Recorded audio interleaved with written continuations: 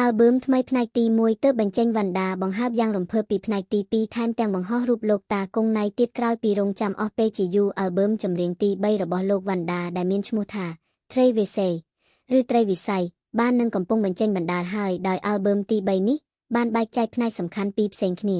ក្នុងនោះ album Travisay របស់កម្ពុជាតារាចម្រៀង rap វណ្ដានឹងចែកចេញជា3ផ្នែកសំខាន់ដោយផ្នែកទី1 Travisay I The Search for Light ដែលបានចេញរួចរាល់ហើយកាលពីថ្ងៃទី14ខែមីនាឆ្នាំ2025ដោយមានចម្រៀងចំនួន8បទរីឯ Travisay E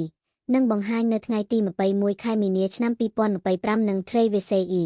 នឹងបង្ហាញនៅថ្ងៃទី1ខែឧសភាឆ្នាំ2025ជាក់ស្ដែងក្នុងបទចម្រៀងជាច្រើនបទនៃ album Travisay ទាំង3ផ្នែករបស់វណ្ដាក៏មានតារាចម្រៀង rap ប្រចាំប្រទេសកម្ពុជានិងក្រៅប្រទេសមួយចំនួនទៀតសហការច្រៀងជាមួយនឹងលោកដែរដោយក្នុងនោះ album Travisay ក៏រួមមានកម្ពុជាតារាចម្រៀង rap ប្រចាំប្រទេសថៃលោកយួនហ្គមមួយរូបដែរដោយឡែកក្រោយផ្នែកទី1នៃ album Travisay